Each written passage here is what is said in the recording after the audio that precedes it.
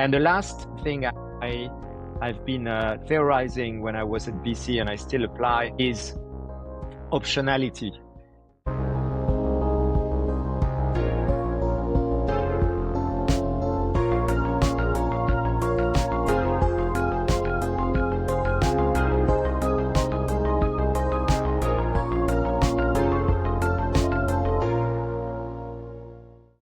Hi, Jean-Baptiste. Many thanks for being with us today. Hi, Thomas. Thanks for having me. So you've had like a pretty incredible journey in the private equity space. So you spent nearly 20 years at BC Partners, at the end as a chief investment officer of one of the largest private equity firms in Europe, if not the world. You've seen some of the Europeans' biggest deal.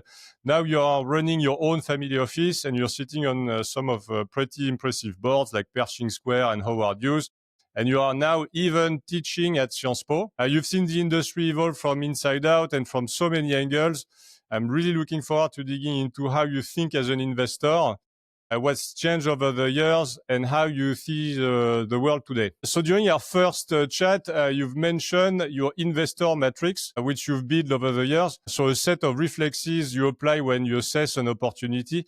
Could you maybe walk us through what it means, this investor matrix, and what it looks like in practice, and how it helps you cut through the noise when you see a new opportunity, for a new investment opportunity or a new deal? Sure. And as I told you, it's still a work in progress. So I'm going to try and give you the framework as it stands now, but I want to refine that at a later stage. And you're not going to be surprised for those of you who are, and you are, Thomas, more familiar with the investing world, because this is, I would say, some of it is a bit of a mishmash of some of the greatest lessons from the greatest investors. I always like to refer to Ben Graham, The Intelligent Investor, which is a book that any investor should read. It's probably now 100 years old, or short of 100 years old.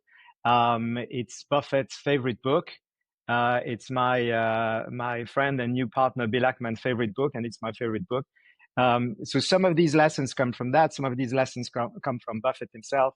And interestingly, some of that matrix, even though I've been mostly active in the private world until now, has a lot of overlap with what Bill is applying in the public space. So I would say there's 4 or 5, golden rules or matrix dimension, if to use your analogy. The first one, which is not always used, but which Bill used in a particular way, is the macro environment. And that may sound counterintuitive for someone who's going to go stock picking or choose an investment, but there's so many forces that that are much stronger than any sector, any consumer, any investor, that it's not about predicting the future. It's about understanding the macro trends at play. So what I mean by that is understanding the macro environment from an inflation perspective, understanding the monetary dynamics, understanding consumer direction, online versus traditional retail, things like that, the importance of social media and digital marketing. These macro trends, if you don't pay attention to them, they might be your worst enemy. You might invest in the best business, but the currency is going to kill you, or the macro picture in the country is going to kill you. And I've seen that a few times in the private space. And it's something, again, it's not about having a crystal ball and predicting the future. It's about being cognizant of those macro trends. And if you're a bit lucky, they may make your investment exceptional. So that's the first one, sort of understand your environment and the macro trends. The second one is a rule that Buffett has repeated time and time again, but which I've always applied, which is, if you don't understand, don't invest. I always invest in things I understand. And there are a few sectors which I found very hard over the years to understand. Tech is a very hard sector to understand because it's incredibly open to disruption. It's a very fast-moving space. But there's other traditional sectors. Chemicals can be one hard to understand. Some aspects of industrials like automotive can be hard to understand or hard to put into equation. So I would say that my second golden rule is this one. Always invest in things you think you understand. Maybe you think you understand and you don't, but at least make sure that you think you understand. And then there's 3 or 4 rules which probably any seasoned investor will have their own version of them. But fundamentally, you need to invest in a business that has a sustainable competitive advantage. So Buffett will call that a moat. Bill Ackman will call that royalties. But it's just you have an absolute conviction that there's a combination of barriers to entry, secret sauce, market position, tech, IP, whatever it is, that is highly defendable and that is valuable to the market. You're bringing a solution to the market that is really value add and that has a real competitive advantage that's able to protect itself. If you don't have that, in my world, you don't invest. The fourth one is other people. And again, I think there's not a single experienced investor who will disregard the quality of the management. It doesn't mean that you need to make sure you have the right team in every position for the next 10 years. Sometimes, you don't. Mm-hmm. But you need to be very, very cognizant of the team you have, the qualities they have, whether you have the right organization, the right competencies, the right culture. So it's broader than, do I have the right CEO or do I have the right CFO? It's a combination of, again, organization skills and culture. But I've seen companies time and time again that have great CEO, but not necessarily the right team around him, because mm-hmm. he's a very charismatic leader, but he finds it hard to delegate. Or you can a fantastic team and a weak CEO, or a fantastic team, but the culture is the wrong culture for the future, or is a culture that is in itself a bit toxic. So understanding really the insides of a company, whether it's people, culture, skills, is essential. And the last thing I've been theorizing when I was at BC, and I still apply, is optionality. And it's a very vague word, so let me explain. Optionality in the sense that this company that you're about to invest in has multiple possible engines of growth, mm-hmm. and has multiple possible exits for you when you want to sell your position. So if you focus on the private equity, that means that take the company, the consumer space. If you're convinced that you can grow geographically, stretch the brand, do some buy and build, have more pricing power and grow margin, being more efficient on your cost base, all of these are different engines. They're not directly correlated to one another. Mm-hmm. And that's what I mean by optionality is you want different levers that you can pull, mm-hmm. just in case the macro goes against you or your diagnostic was wrong or things like that. And ideally, I'd like to see the same thing at the exit. If it's a public company, of course, it's not really applicable if it's a liquid stock and I can exit my mm-hmm. position in an easy way. But most of the time, exit, even in a public company, when you start having a meaningful position, you should be cognizant of liquidity and stuff like that. And of course, in the case of a private company, private investment, I like the idea that it can go to a few strategics, but it can also go to another PE. You can continue to grow the value of this firm for the next 5 years and whatever. That's what I mean by optionality also at exit. So having, again, multiple levels of value creation and ability to liquidate your position, to me, is paramount. It's a bit correlated to the macro and the unpredictability. You can observe trends, but then something happens. COVID happens. Who could predict COVID? Or the GFC, mm-hmm. until 2007, people were thinking things are going to go through the sky. So there's going to be things like this in your investment horizon. And that's why you want to have optionality and multiple levers, because you want to be able to pivot. So that's, again, it's a very broad brush matrix, but hopefully that gives you a sense. Oh, super helpful. So you mentioned obviously management teams, culture, etc.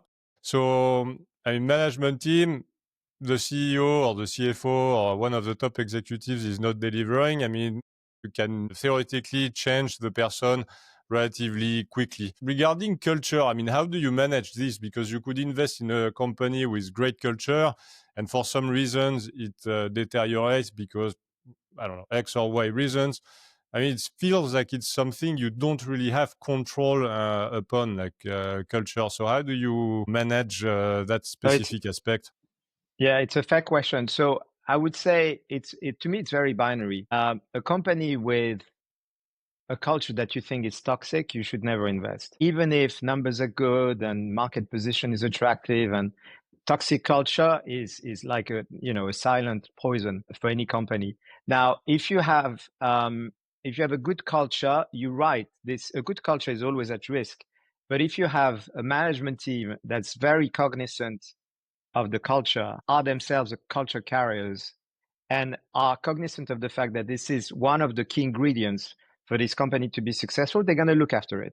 And there's many ways, from incentives to organization to, having the right ambassadors in the right place to make sure that this is preserved. So this is something you can have some influence on if it's already existing. But again, you need the management team on your side, thinking that yes, this is something that's very important, and devising the right incentives and behaviors around that. To me, the trickiest one is not that one. The trickiest one is you have a good culture, but the culture needs to change for the company to change. A classic example of that are, the companies I invest in now from the family office. These are usually founder-led, smaller than the ones I used to do when I was at BC, obviously, very fast growth. And usually the challenge there is you have a very successful founder, great leader, great entrepreneur, great visionary, etc., great operator, but they're their worst enemy. And at some point, they are their own bottleneck. And usually these people, the way they've grown is they treated people that work for them as family, which in itself is fantastic. I mean, it's fantastic for these people. It's fantastic as an organization to have something that is not purely transactional and cynical. And people like that, employees like that. But you can't, if you're going to grow from, I don't know, you have 20, 30, 50 employees to you're going to have 100, and you were one country and you're going to become 5 countries, or just you're going to go to the US, for example, suddenly you need to have a different organization and a different culture. You can't just have a group of people around you who were there from the start, are incredibly loyal, may not be the best at what they do, but are very loyal, dedicated. You trust them, and everyone does a bit of everything. This is no longer the right setup. So I've seen it I'm seeing it now at least 3 of the companies I'm overseeing or I'm helping. That culture from family, very, very warm and fuzzy and unstructured, to okay, now we need a management team around the CEO. We need people who report into that management team. We need structure. We need job description. That's a culture shock. And that's the hardest, or at least in my experience as an investor. It's one of the, let's say, key turning point when a company is growing. It's that moment where it shifts from family business, where are all super close, to, let's say, a bit more professional and structured. That's a key turning point, which is quite delicate to it's approach. my number one focus. Whenever, in terms of if I concluded that the potential was there, the founder aspiration is that one, which is a big one. Sometimes they don't really know what they want for themselves. But if this is really what they want, and I'm convinced of the potential and due diligence checks out, and I decided to, invest and help, this is the number 1, 2, and 3 enabler. That's the one thing that's going to take the longest, that's the hardest, and that's one that has a bit of irrational in it, because a lot of emotions flying around when you start doing this, both for the founders and for the employees. And usually you lose a few people when you do that. And it's always very hard for those founders, because typically they will lose someone that was with them since day one, that has taken risk professionally, has worked countless hours, was there in moments of doubt and stuff. Emotionally, for a founder to sort of distance himself from all of that history and say, okay, he or she is no longer the right person in the right place, is a super hard decision. And that person, when you part ways with that person, not only it's a very difficult decision and a very traumatizing decision in a way, but for the others that stay behind, it's also hard to understand. Like, he or she was the closest, or one of the closest, or he or she was there since day one. They were so dedicated. They gave their life to this company. They gave their life to this founder, and now they're just being let go because no, you're no longer the person we need. These are very hard decisions. And so, yes, back to your question, to me, that's usually the difficulty is not to try and find new talents. It's not to invest. It's not to raise capital. It's really to pivot that culture from, family friendly to more corporate. Okay. So looking back at your career so far, I mean, which one of your investments would essentially stand out?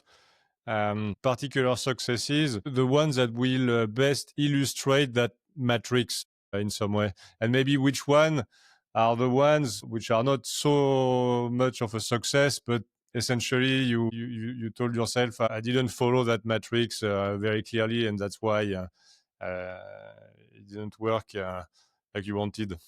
Sure. So if we start by great success, I would probably pick the Allflex and Telic investment. So Allflex was the leader in animal identification at the time I invested in the business. So that was back in 13. And it was a very odd business because basically what they were doing were those plastic tags that you put on cows' ears.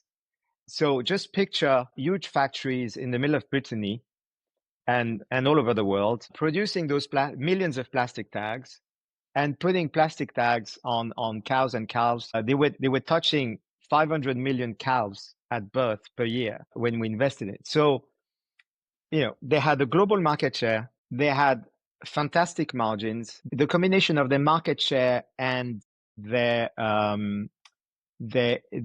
scale and industrial presence and sales team presence means that there was no space for any competition. So talking about barriers to entry, moats, whatever, they were up there. The macro trends were every year, 5% of global cattle needed to be identified in addition to, you were starting from, I don't know, 25 or 30% identification, and you need to grow to 60%. So you had growth for the next 20 or 30 years and what was pushing that? Global trade, farms getting bigger, regulation becoming stranger. So macro trends. So remember my structure, macro trends pushing you away. Moat. The business was impossible to take. Super great margins, great culture, founder led and managed to morph into a very decentralized, but very global business. Great management team, very united, very collegial. All the right incentives in place, and a lot of optionality because, yes, you could just take the business like this and pay a very high multiple and do a decent return. Or you could use that platform of, okay, they're touching 500 million calf at birth.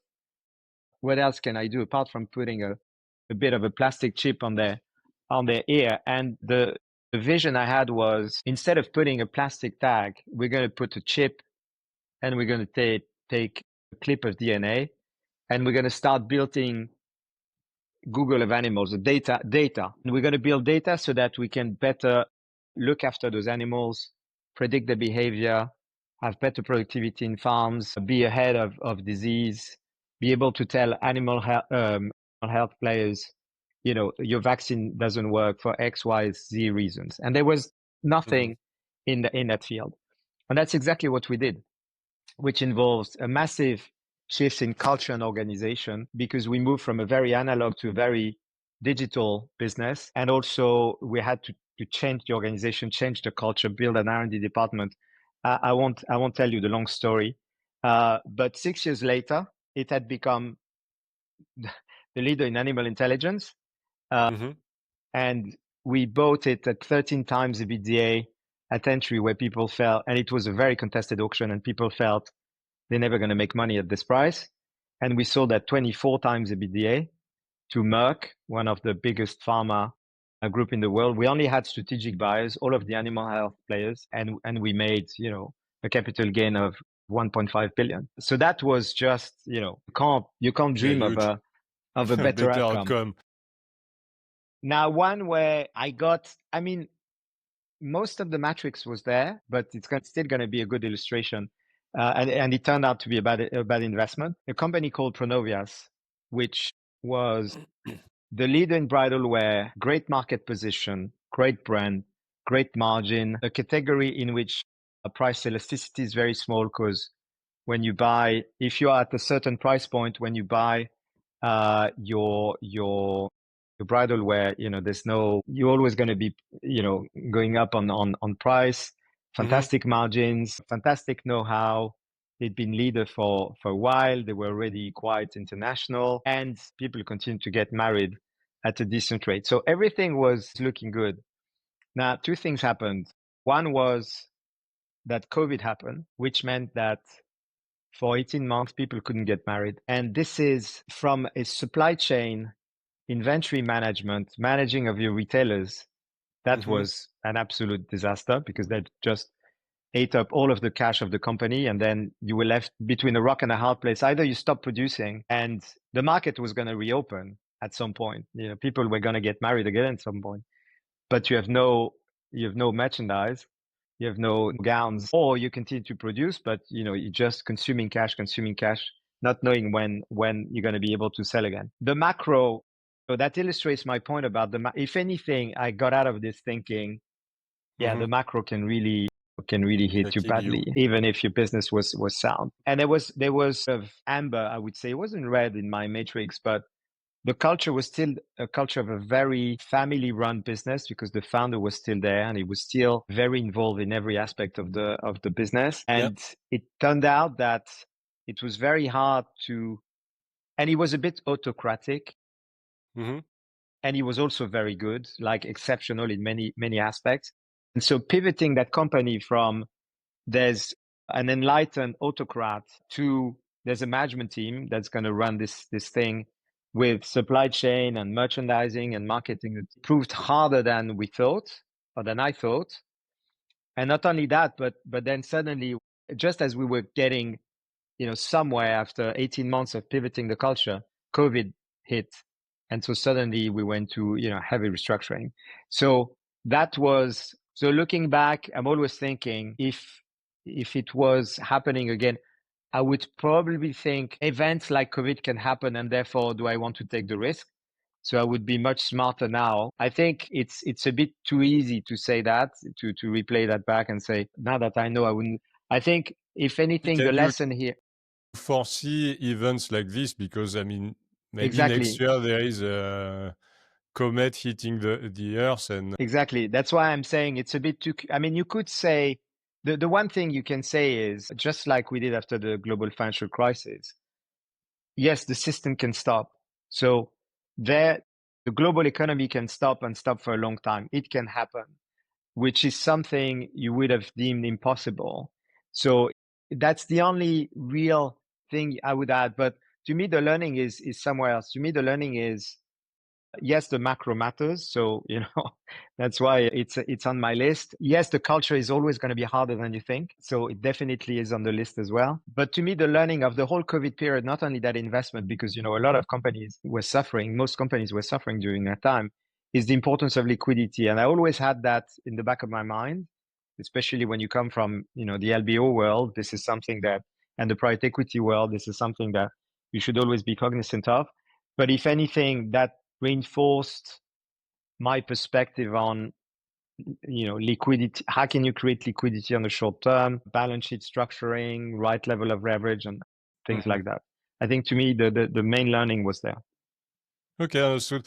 So now moving on, maybe, to market dynamics in general. So we've seen a couple of big news. One of the latest one, like KKR recently announced like a record 20 billion deployment in Europe this year, which is their largest in its history. What does that surge of capital tell you about Europe attractiveness to global investors today, and how sustainable do you think it could be for the years ahead? It's an interesting one because you've had a bit of press recently from KKR, from Blackstone, from a few big names in the industry saying, we think Europe is remains attractive or is attractive again, or things like that. I tend to see those as either they're very cynical, or I'm far more pessimistic than they are on Europe.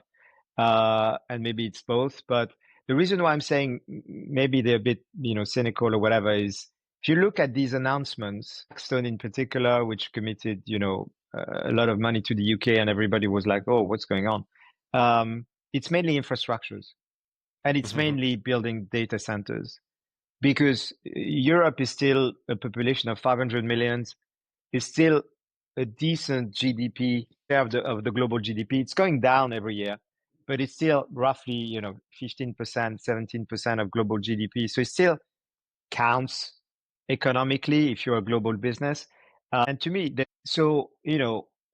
at a macro level, these are the attractions, but it's not like investors suddenly are thinking, oh, let's pile up on Europe and let's buy European companies hand over fist, and it's this is not happening. This is not true. And this is not true because I think for a very fundamental reason, and this is where I'm a bit pessimistic on in the long run on Europe. Doesn't mean that there's not great companies that are going to be created here. There's great companies being created everywhere in the world. So it's going to continue in Europe because there's still, a talent pool and an ecosystem, and that may lead to that. But the political mess, the economic absence of growth, the issues when it comes to energy, and last but not least, the fact that Europe is nowhere on AI means that Europe is, as a continent, is just, and I include UK when I talk about Europe, I'm talking about geographically, is just disappearing. And it's becoming, a tale of two giants with the US and China. But Europe is, I mean, if you're not competing in AI, you're going to disappear economically. It's pretty obvious to me. And you've already disappeared from the financial market surface of the globe. Even London has lost its appeal that it still had maybe 10 or 15 years ago. When I moved there, London was really up and coming. 10 or 15 years ago, it was probably up there as, some of the polls were even saying it's the most attractive capital market city in the world, ahead of New York. Today, London is nowhere. London has just dropped. I won't even mention Euronext and stuff, but look at the number of IPOs that have taken place in it's in London. the top 25 now, according to the FT. Yeah.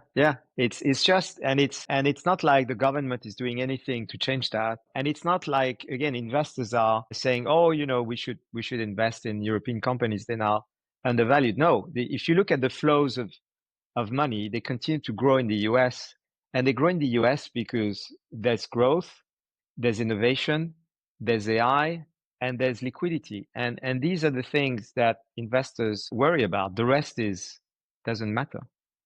And so in terms of private equity industry, so I mean, you have a number of private equity firms on the market at the moment, like Advent, Permira, Bridgepoint, Astor, BC Partners. I mean, some analysts are sort of worried that there is some sort of saturation in the market. In parallel, you have those other firms that are trying to tap into retail money, plus new platform, or well, not so new, like Moonfair, that is opening up the private equity space to let's say more normal people, or retail investors. Smaller tickets. What do you think is happening? Do you think it's the next stage of the private equity industry, or do you think it's really like more professional investors are reach some sort of fed up moment, and now the operators are trying to find other sources of money? And what's your take on this? Is it a good sign, or is it more of a bad sign? It depends where you sit. In short, you have the combination of two things. One that is linked to the cycle, the other one that's linked to the natural evolution of any asset management industry. So cycle, because you've had the private equity, just like any asset management industry, just like any investors, has benefited from 10 or 15 years of golden age with very low interest rates, a lot of liquidity, so a lot of growth. So basically from the early 2000 to the late 2017, 18, 19, pre-COVID, these were boom years. You had more and more people had more and more money. Valuations were going up every year. Money was cheap, so you could raise bigger and bigger funds, pretty much maintaining fees and carried levels. So firms were just getting bigger. generating big capital gains, everybody was happy. Private equity industry is a cyclical industry. So if you look at the best predictor of performance for a fund, it's vintage. By far, it predicts like 80 or 90%. By far the best predictor. And so you're going to have moments like this. You know, when I entered the industry in 2000, you were on the verge of the internet bubble crashing. You know, it was very hard to raise money in 2001, I can tell you, for any LBO, but you were buying things cheap. And the vintage 2002, 3, 4 was exceptional. And then you had the same thing post GFC, post 2009, 2010, 11, 12, very hard to raise funds. I was fundraising in 2011. It took us forever. Eventually we managed to raise, but it took us forever. But that vintage was fantastic again. On the flip side, you know, sort of 18, 19, 22, 23, 24, are not going to be great vintages. And these were the biggest volume of transaction, the biggest amount of money ever deployed. So the industry is going to have to digest that. It hasn't started yet, I would argue. It's barely started. LPs are realizing that those returns are not going to be great, and it pains them because they put a lot of money into all of those funds. I'm talking the industry in general now. Yeah. For everyone, it's going to be a tougher vintage. And GPs are not willing to sell things at lower returns or at losses in the hope that things are going to get better. So we end that down cycle. That's what's happening. And in a down cycle, when an industry is ripe for consolidation, it's going to push to consolidations. You were referring to KKR earlier. I think it was, I forgot the name. I think she leads America for KKR private equity. I forgot the name, forgive me, but one of the KKR leaders, and she said something that I thought was brilliant. She said, there's 19,000 McDonald's in the US. There's 14,000 McDonald's in the US, then 19,000 private equity firms. How is that even possible? And okay, you may say, what does it have to do? But it's just to say that it's just so high. It's a crazy number when you think about it. 19,000 is a crazy number. Europe has less, but still has thousands of GPs. And so what I think is going to happen is you're going to have this down cycle. It's going to be a painful vintage. Private equity will continue to grow irrespective in terms of volume because of what you said, which is retail investors is the new frontier. That's why all of the big guys, the Apollos and Blackstone and KKR, you know, Blackstone starting doing this 10 or 15 years ago. They're usually early on those trends.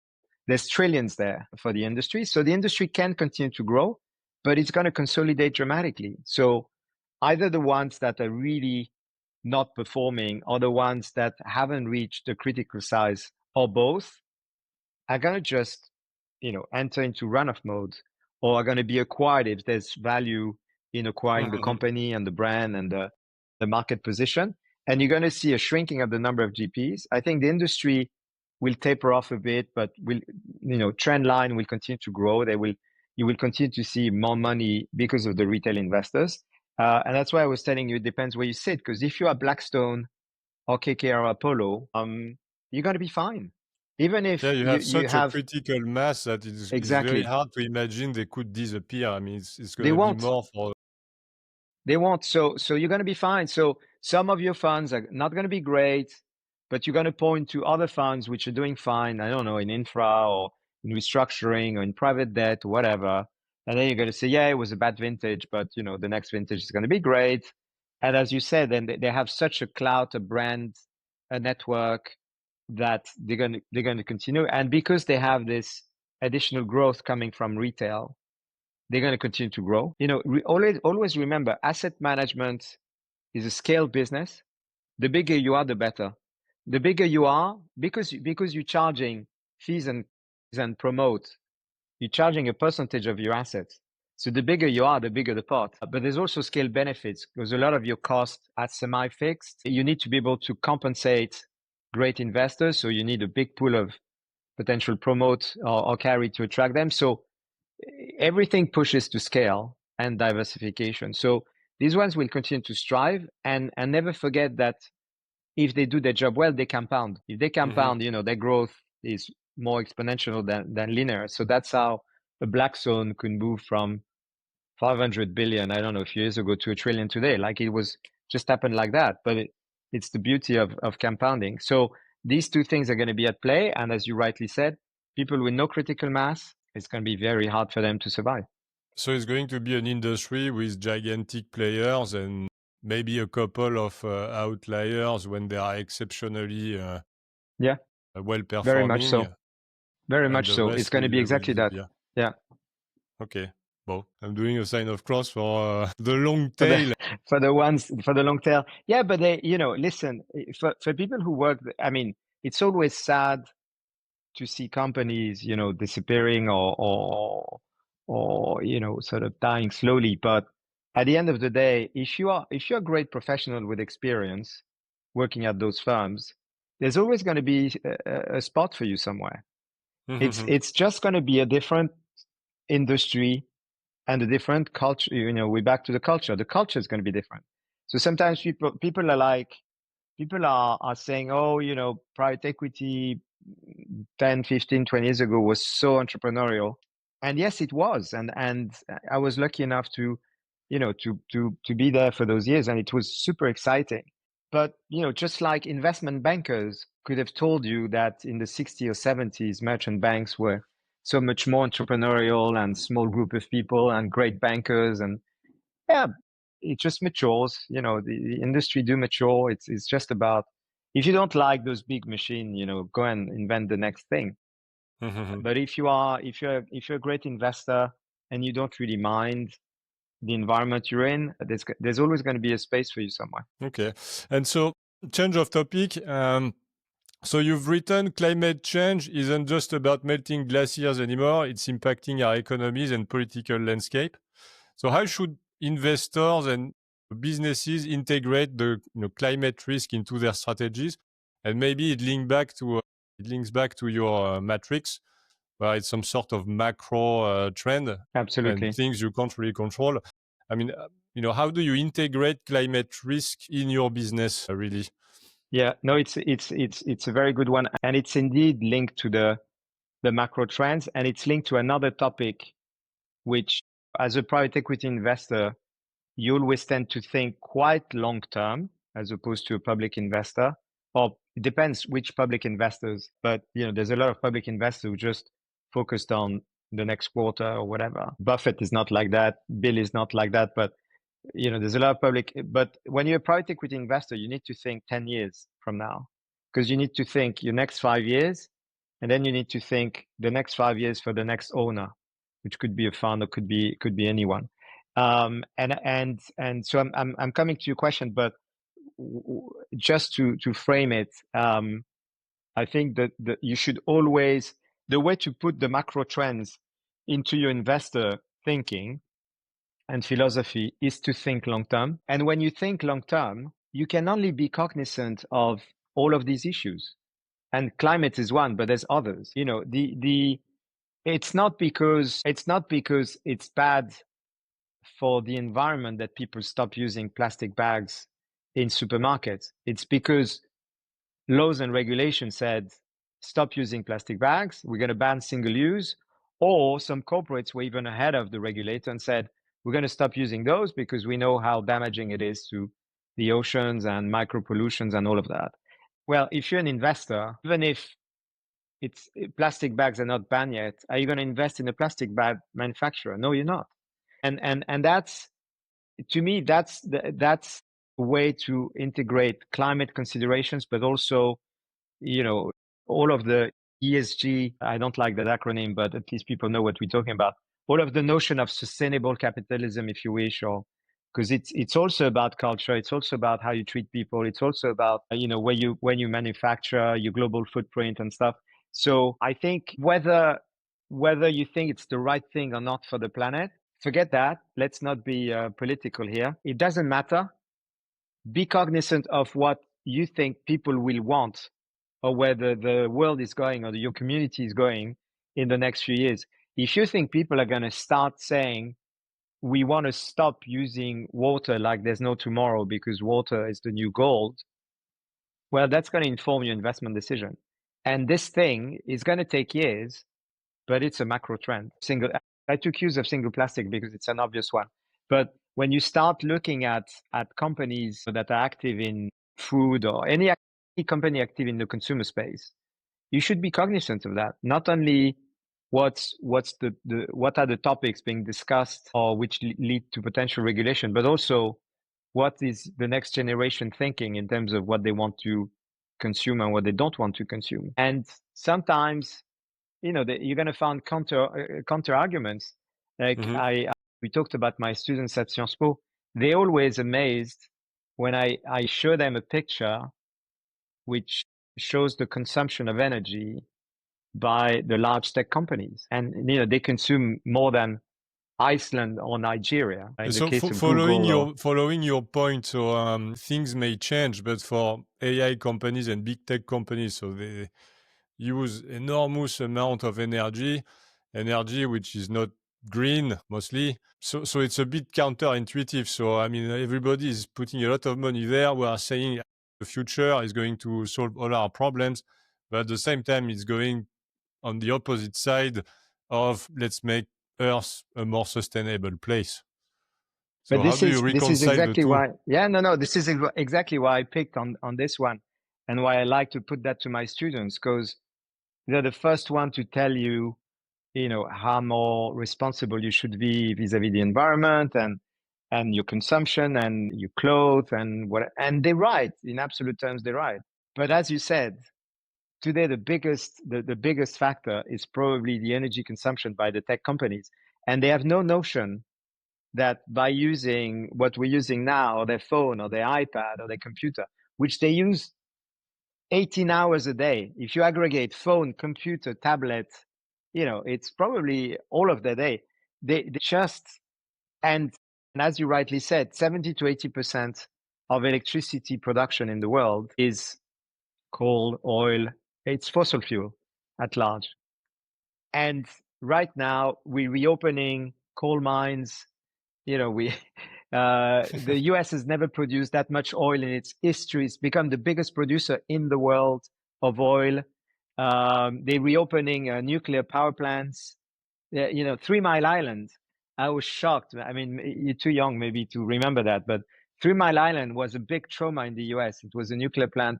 It was like Chernobyl. It was their version of Chernobyl. So imagine we reopening Chernobyl today. People would be up in arms. Well, they reopen their own Chernobyl just because they don't have enough energy. And so that's where I'm saying, be cognizant of that sort of dilemma. And in the end, you're going to have to pick a view. You're going to have to decide. If people.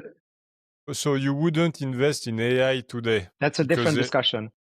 Okay. but that's a different maybe discussion. Maybe for another time then. Yeah, we would need a full hour to decide what part of AI is bubble and where we'd invest and not invest.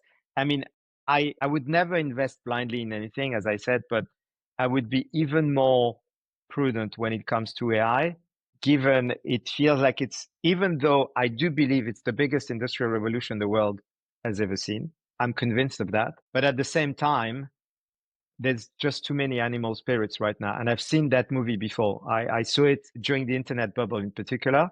And people tend to forget that. But do you know how much the NASDAQ, from peak to trough in 2000, 2001, when we had the internet bubble crash, do you know how much the NASDAQ lost from peak to trough? Have a guess. In terms of percentage loss, drop a random number, 80%. Wow, you should play the lottery. It lost 78%.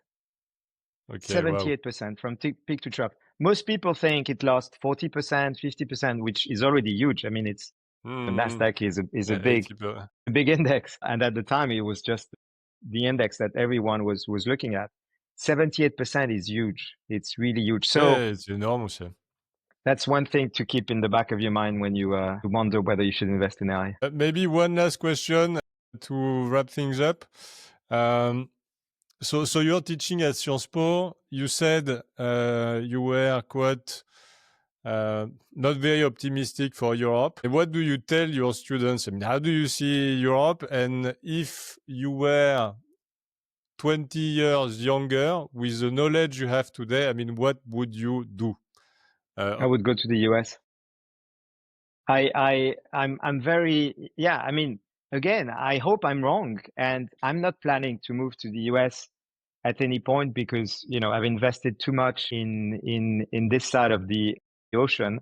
And my kids are in London, and, so my kids, my life, my friends, so, once you've spent, I don't know, 3 decades or 4 decades in the same part of the world, it's hard to suddenly decide to move unless it becomes unbearable, and it's not unbearable. But if I was 20 something in that building phase and I'm trying to go back to a macro trends where the macro trend is going to push me, I would move to the US. Absolutely. If it's the only factor you're looking at, there's no debate. It's a So much you would go to more. the US, not necessarily like in Southeast Asia or. No, because I think culturally it's very hard. If China was as open an economy as the US, I would consider moving to China, but it isn't. And so I'm cognizant of the fact that, you're not gonna have the same freedom, the same ability to blend in and to insert yourself into society. So Mm-hmm. I think from that perspective, again, if it's a student coming to me and saying, I'm going to create my startup in AI or whatever, and I have this great idea and I have this, I would encourage them to go to the US because I think it's the last for anyone with Western culture and heritage. I think it's probably the last place where you can still do stuff and where they still wind in your back. I think in Europe it's become, if you want to be a lawyer or if you want to be a teacher, or if you can totally stay here. But look at our best scientists. They're either moving to the US or they're teaching with, in US universities. The one that just won the Nobel Prize in physics moved to the US a long time ago, and he did the right thing because he participated to an amazing innovation in quantum computing, and he worked with two other fantastic brains, and he won the Nobel. So good for him. So go to the US. Well, Yeah, on that very go West. positive note for Europe, Jean-Baptiste, many thanks. Many thanks for your time. I mean, it was great to Of have course, that chat, and I hope to have you again soon. So thank you with very pleasure. much. Thank you, Thomas.